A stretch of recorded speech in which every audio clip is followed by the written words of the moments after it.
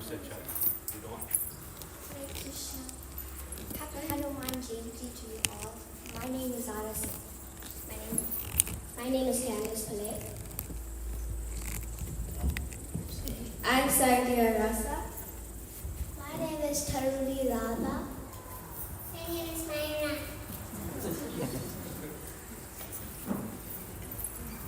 Oh, Hanuman, mighty and true, your devotion for all forever shines through. With strength and courage, you built the bridge so grand, a testament to your loyalty in this epic land. Your heart beats for Rama with love and might. You stood by his side through the darkest of nights. The bridge to Lanka, a marvel of deed, a symbol of teamwork and a hero's feat.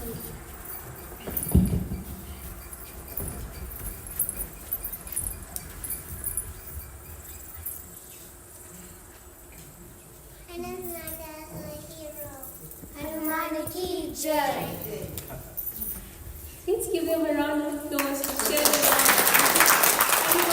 Hanumanaki! In the ancient land of India, a great quest was about to begin. Where is Sita? Where is Sita? Where is Sita? Where is Sita? Where is Sita? Where is Sita? The evil King Ravana, with his 10 hands, had kidnapped Lord Ram's wife Sita and taken her to his kingdom in Lanka. This great monkey army, headed by Hanuman, set off to try and save Sita. Come on, dear friends, let us help Lord Rama and save Sita. Oh, what an adventure. I am so excited to help Lord Rama. Hanuman, the mighty monkey god, was determined to gather his friends. They all came together and they set off to build a massive bridge across the ocean and get to Lanka. The Varnaras worked tirelessly, carrying rocks and sticks to build the bridge. They were skilled in the art of engineering and worked together to make this marvel. Pick up the bricks And build the bridge. Pick up the bricks and build the bridge. Pick up the bricks and build the bridge. Pick up the Bricks and build the bridge. Jai Shri Ram! Jai Shri Ram! As the bridge began to take shape, they all sang and danced in high spirits. They were filled with joy and enthusiasm as they served their beloved Lord Sri Ramachandra. We're building a bridge to Lanka. We're building a bridge to Lanka. We're building a bridge to Lanka. We're building a bridge to Lanka. We're building a bridge to Lanka. And thus Hanuman exclaimed, We did it! We did it! We built a bridge to Lanka! We did it! We did it! We built a bridge to Lanka. Come on, dear friends. Let us walk across this bridge to Lanka and find Sita. Jai Shri Ram! Jai Shri Ram! Jai Shri Ram! Jai Shri Ram! Hanuman ki Jai.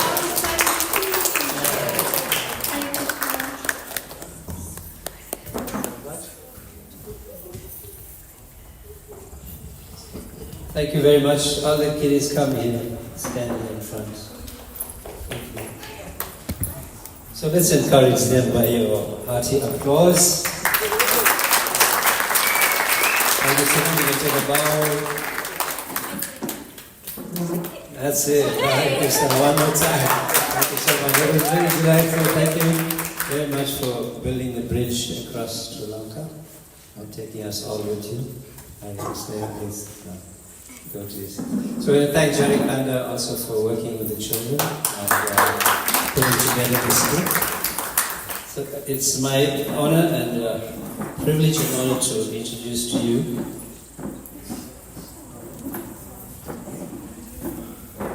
the head of ISKCON South Africa, His Holiness Bhakti Chaitanya Swami.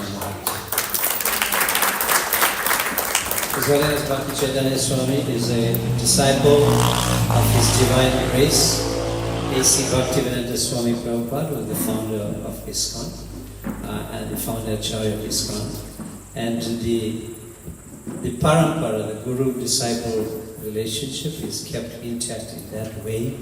So His Holiness Bhakti Chaitanya Swami is a very astute scholar of the Vedas and a very, very powerful practitioner of the teachings of Lord Chaitanya. And he travels all over the world giving classes and so on. And Maharaj has also been the head of ISKCON globally. So in turn, they take turns, and Maharaj has been appointed. So we're very, very privileged to have Maharaj's association here. And I want to impress upon you your good fortune of having the association of His Holiness Bhakti Chaitanya Swami.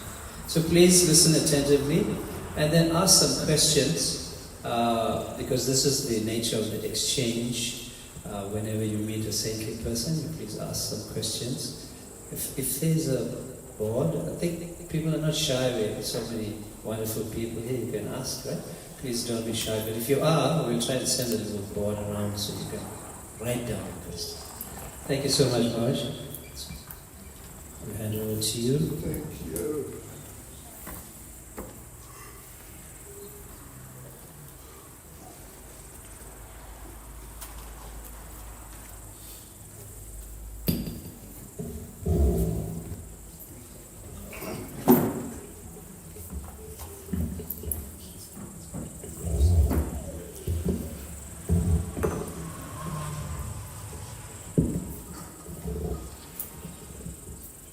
That's fine. Thank you. And incidentally, this right here, this is His Grace Smita Krishna Prabhu. Here you see, the senior MC.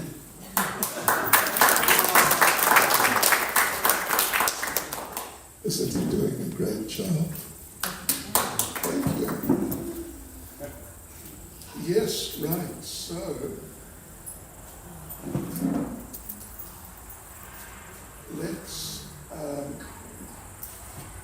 let's say a few words about Hanuman and Sita. Just a sec.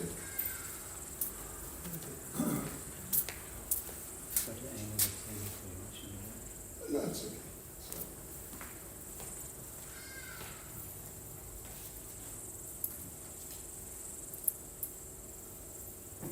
Vaya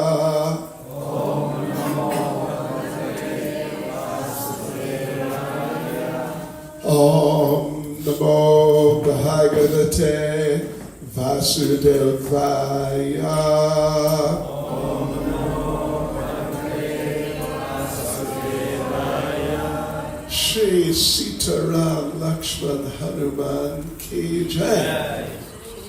Yes, okay, so let us say a few words about Hanuman. There is a lot that could be said. We could be here for a while. What time are we meant to finish? 9? Tomorrow morning? Won't be enough time. 5 hours. So let us begin at the beginning.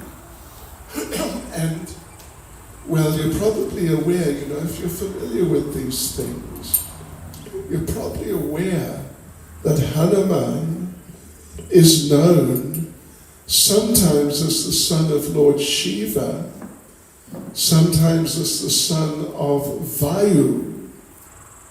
Interesting situation, how to have two fathers. But the story begins like this.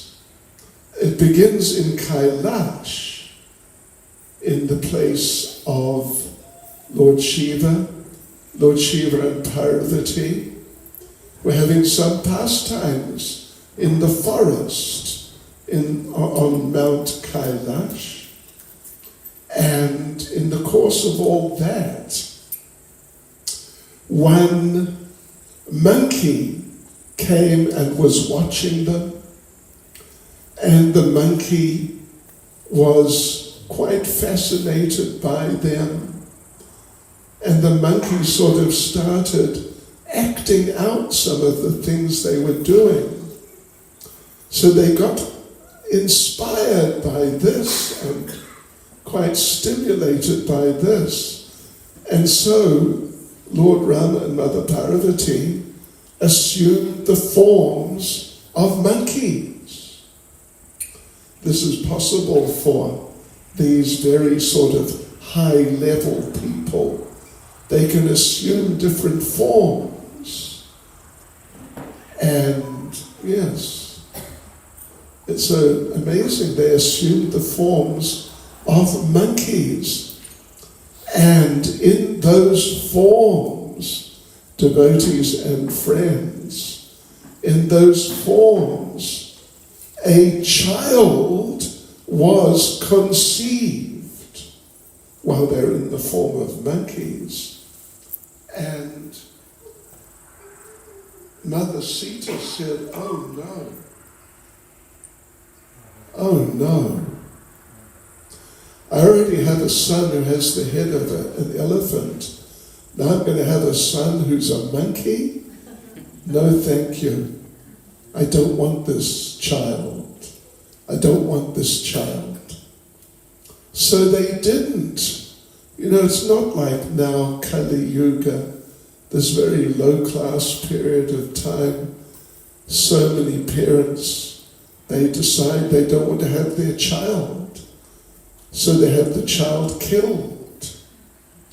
But not these higher level personalities. So Lord Shiva, when he heard that, he said, okay, all right, let us give the embryo to someone else to look after. And then they can deal with the embryo. So again, they're higher level people, really higher level compared to us. So without having to do, you know, an abortion as such, Lord Shiva just got the embryo to come out. And now he's carrying around the embryo. And he didn't know what to do with it. Or with him. So he's thinking, I have to give this embryo to someone. Who am I going to give it to? And he thought, I know, I'll give it to Agni.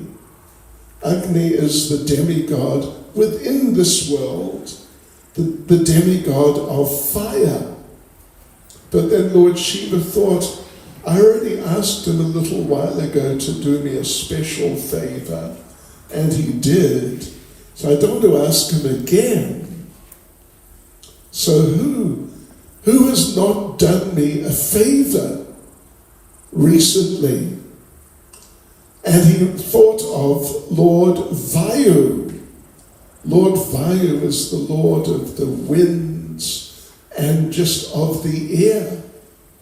So he thought, right, I know, I will ask Vayu. Let him take the embryo. So he approached, Lord Shiva approached Vayu and said, look, you know, we've got this embryo here. It's going to be a very nice child, but we cannot take this child. Can you take him? So Vayu, because he's like on a lower level than Lord Shiva. Lord Shiva's on the very, very high level. So he felt that he had to do it. Felt he couldn't refuse. So he took the embryo, and now he's carrying around the embryo. And Vayu thought, I can't just carry this embryo around. The child is going to come out shortly, and it's going to be a monkey. So he approached Anjana, who was the wife of the king of the monkeys. Means like the celestial monkeys. They're also very high level. They're not like the monkeys we're familiar with. Do you get monkeys in Howick or Pietermaritzburg? We get them in Durban. At our temple we get, sure. So they're just regular monkeys, but the high-level celestial monkeys, they can talk. And when they talk, they speak in Sanskrit. I'm sure some of you can speak in Hindi. Can you speak in Hindi? Hindi Bhash? Samajhte hain? Aap log sab? Anyway. Maybe a bit of South African, what would say, Combase Hindi. Kitchen Hindi. Anyway, probably better than my Hindi. Right, so they speak, but they speak in Sanskrit, because Sanskrit is the Deva Nagari. It's the language of the demigods. The Devas and Devis, it's just what they speak. So Vayu's carrying around this embryo, and he knows it's a monkey child. So let me give it to the queen, the wife of the king of the monkeys. So he approached her, and I'm sure you all know the name of the queen, the wife of the king of the monkeys. What's her name? Anjana. So Anjana accepted this embryo, and she's also high level. She's also very high level. She, just by her own mystical abilities, placed the embryo within her womb, and she gave birth to this little baby monkey. And he became known as Anjaneya. That's generally the first name. He became Hanuman later. Yeah, he became Hanuman later. But he's known as Anjaneya initially. And this is how Hanuman is known as the son of Lord Shiva and the son of Vayu, which otherwise sounds sort of, kind of inconceivable. So this is what happened. So little baby Anjaneya, he was, monkeys, they tend to be mischievous. And he was a mischievous young monkey, but he was also a very good singer. He was an extremely good singer. In fact, he was such a good singer, when he would sing, rock would melt. Sometimes, oftentimes. I don't know, who's our best singer around? Huh? I mean, from Maritzburg or Howick? Oh, Romeo. Okay. He sang nicely earlier. Very nice. But now, Romeo,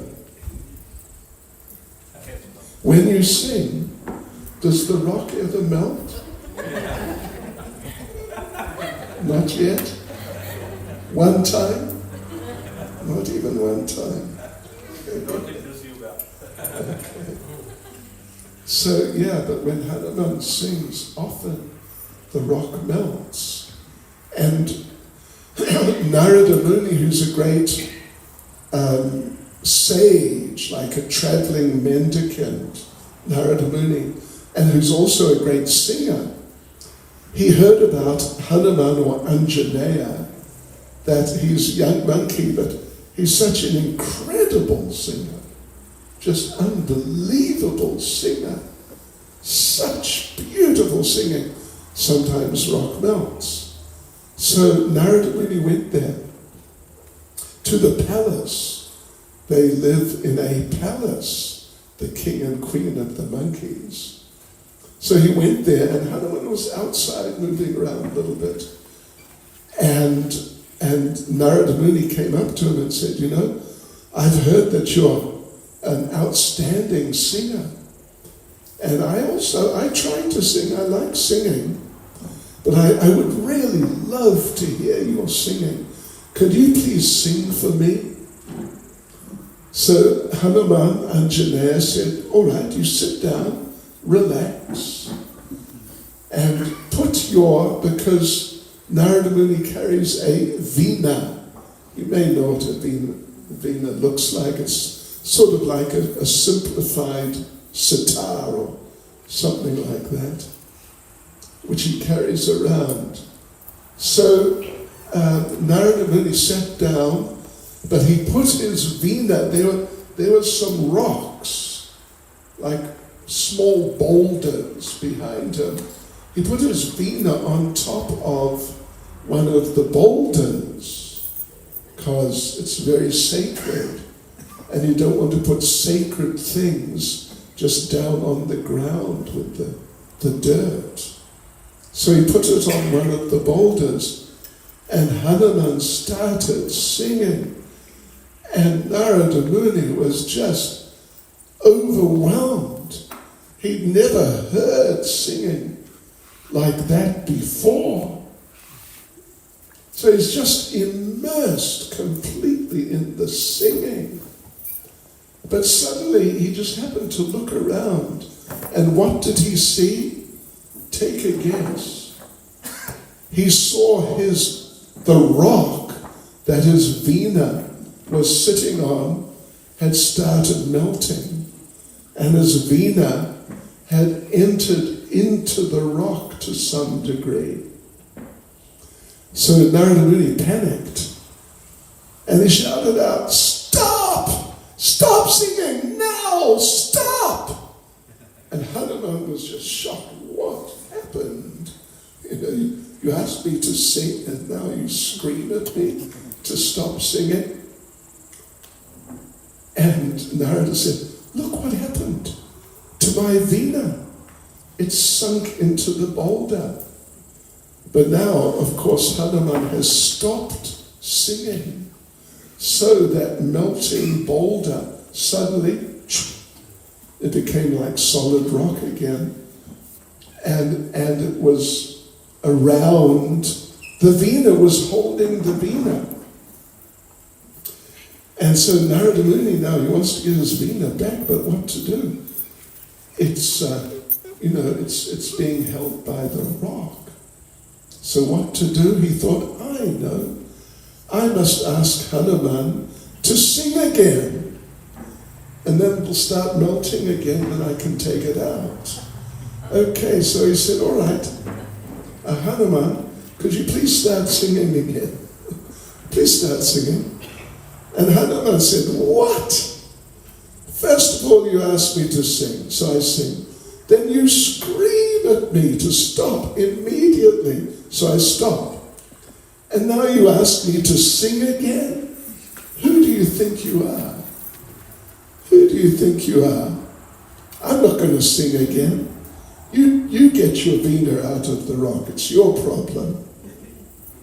And off went Hanuman and Janaya back towards the palace, with Narada Muni following him and begging him and apologizing. I'm so sorry. I just didn't know what to do when I saw this happen, and I'm so sorry. Please forgive me, and please sing again so I can get my veena out. But Hanuman was just, no, you get your veena out. So they went into the palace, and Hanuman walked into one room, and Narada Muni followed him. And Hanuman walked into another room, and Narada Muni followed him, and another room, and another room, and another room. and until they'd been in all the rooms downstairs, then upstairs, and into one room after another with Narada Muni following. And then who should come but Anjana, the mother of Hanuman. And she said, Anjaneya, what are you doing? Don't you know this is a great saintly person? This is Narada Muni. And if he wants you to sing again, you sing again. And don't be mischievous. And Anjaneya, Hanuman said, Mata, I know who he is. I know he's a great saint. All I wanted was that he would walk into every room of the palace and leave the dust from his lotus feet in every room of our palace. And now he's done that, so now I'll sing again. So out he went and he sang again, and Narada Muni got his veena back. Anyway, you've got to be careful with Hanuman because he could be very sensitive. So his mother Anjana, she had been a demigoddess, but she got cursed. Bit of a long story. We have many long stories. But she was cursed that you have to become a monkey, but you'll be the queen of the monkeys. And you have to stay in that situation for a certain period of time. Then you can come back to the higher planets and resume your position. So the time came, and Anjaneya was just about to leave, and Hanuman, Anjaneya, he said, Mata, who's going to feed me? Who's going to look after me? What am I meant to eat? Because Hanuman is essentially a fruitarian living on fruit. But his mother would go and pick the fruit, different fruits, and different nice fruits. And so Anjana said, well, look, you're big enough now. Just look up in the trees, and whenever you see something which is red or yellow, or yellowy red or reddish yellow, that's a fruit. Just get it and eat it, okay? And that's what you do. So Hanuman Anjana said, oh, all right, then I'll try and do that. And off went his mother. So now Hanuman is hungry.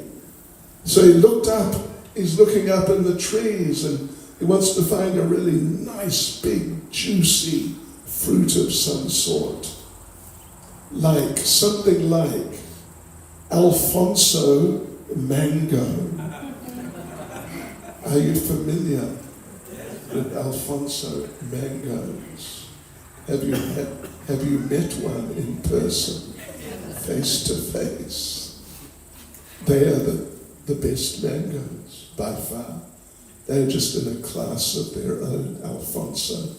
They grow near Mumbai, and they're just, incredible. Yeah. So he's looking for one of them, but he can't find one, but he's looking and looking up into the trees and through the leaves, and then through the leaves he saw something big and round and sort of yellowish. And he thought, right, it's a fruit, that's for me. It was the sun. So Hanuman is very powerful. He just flew off and grabbed the sun and put it in his mouth. He must be quite a person. He fitted the whole sun in his mouth, and then he closed his mouth with the sun inside. So what happened? The universe suddenly went dark, like midnight. So Lord Indra, the chief of the demigods, was having a council meeting with a whole lot of the demigods. And suddenly it's just midnight. Just like that. So what happened? And they understood, it's that monkey. He was flying around here some minutes ago, and we think he has eaten the sun, or he's holding the sun in his mouth. So then Lord Indra, his weapon, like characteristic weapon, is the thunderbolt, like lightning, flash of lightning. So with his thunderbolt, he hurled it in the direction of Anjaneya, and it hit him in his lower jaw. From this, Hanuman gets the name Hanuman, because Hanu means jaw, and Man means damaged. The one with the damaged jaw. Not like it's broken to pieces, but if you look at it, you'll see it's not right. It's damaged. So that's where the name Hanuman comes from. The one with the damaged jaw. So now when that happened, Anjaneya, now Hanuman, was not happy at all. So now the demigods came and they spoke with him. And they said, listen, you can't eat the sun. It's not fruit, you need some fruit. So just let the sun go and then it can illuminate the universe. But Hanuman, he was not happy. So he just said, no. And Lord Brahma the creator came and said, I bless you. You will live as long as me. Just open your mouth. Hanuman said, no.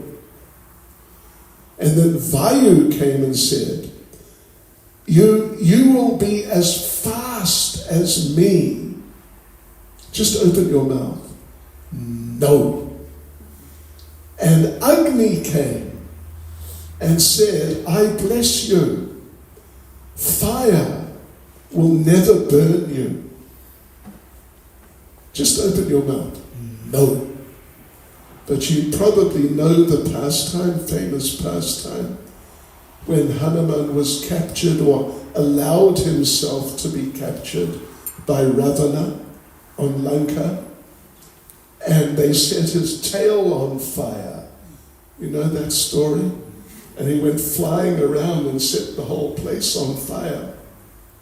But it didn't hurt him. He was fine. Because he got that special blessing from Agni, who's the controller of fire. So anyway, Hanuman, excuse me, is still just no. So Lord Brahma read his mind. You know, these higher level people, they can do that. They can read your mind and tell you what you're thinking about. And Lord Brahma read his mind. And what was Hanuman thinking about? Take a guess. Fruit. He really wants some fruit. He's getting a bit desperate. So, Brihaspati, the guru of the demigods, he said, listen, I will give you knowledge of all the different types of fruit. All of them. And of all plants. And of all herbs. And the medicinal properties of all of them. And I'll give you knowledge how to use those medicinal qualities. And everything about fruit. Will you get the sun back? And Hanuman said, well, I'll think about it. And so then Hanuman opened his mouth and let the sun out. Yeah. So this is Hanuman, this is how he got the name Hanuman. Hanu. Hanu means jaw. And man or mana in Sanskrit means like damaged. Not smashed, but like somewhat damaged. Yeah. So anyway, it's a long story and we only have till 9 o'clock tonight. So we have to move on a bit. But he was very mischievous, Hanuman. You know this, you've heard this term, monkey business. Well, he was definitely part of all of that. And in that area, there were many sages and renunciates just living in the forest. Some of them just living literally under trees. Others would build little huts, and they're just big enough to lie down in, and maybe big enough to stand up in. And they would stay in there to be protected from the rain and the wind and so on. So there was this one rather cranky old sadhu, saintly person. Yeah, he was a very good man, but he was definitely a bit cranky and a bit sort of easily agitated. So Hanuman thought, I am going to have some fun. I'm going to make him a fool. So what Hanuman did was he captured an elephant and a tiger. That sadhu's house, or not house, but little hut, had a door in the front and a door in the back. So Hanuman tied up the elephant in front of the front door and the tiger right by the back door. So the next morning when that sadhu, saintly person, woke up, it was his program. As soon as he got up, off to the toilet. And he really needed to go to the toilet. So he went to the front door, opened the front door. What was there right in the front door was the elephant. Wow, what is going on? Closed the door immediately. Okay, no problem, I'll go out the back door. Open the back door. There's the tiger right in front of his face.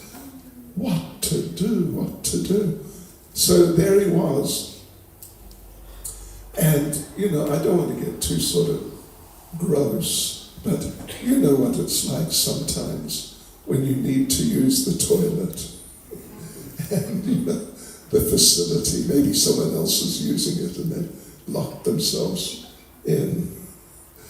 So you know what it feels like, right? It's no fun. So this saintly person, he was just struggling to hold it in. And then Hanuman chased away the elephant and the tiger, and he opened the door and said, ha ha ha, joke's on you. Look at you, we made a fool of you. But then you know what happened? That sadhu cursed him. You are so powerful, but my curse is you will forget about your power. You'll just forget. You'll still have it, but you'll forget you have this power. So you won't be able to use it until someone reminds you that actually you have great power. Even though you're not showing it, but you have great power. So then you'll remember, and then immediately your powers will come back to you. Yes, so that's what happened. So Hanuman, he lost his power for some time. Yes, so that's what happened. So Hanuman, he lost his power for some years. So anyway, you know the story that Lord Ram was exiled. We won't go into the details, but he was exiled. The desire of Kaikeyi one of his father had 3 wives, so she wanted her son Bharat to become the king. And she had saved the life of Dasarath, the father. And when she saved his life, he said, look, tell me what you want. You saved my life. Tell me what you want. It's yours. Anything. If it's within my power, it's yours. Just tell me. And Kaikeyi said, well, I don't really need anything right now, but can I ask you later? And he said, sure, anytime. Anytime, you just tell me what you want, it's yours. So then, the day before Ram was to be sort of crowned, but in the position of what they call Yuvaraj. Yuva meaning youthful, Raj meaning king. Means he's the king to be. He's not actually the king yet, but he's being sort of trained up and geared up for becoming the king. So the day before, Kaikeyi went to Dasarath and said, you remember that promise? You said I could have whatever I want? He said, yeah. Dasarath said, yeah, I remember. Just tell me what you want. And she said, I was king, and that Ram is exiled for 14 years. Ram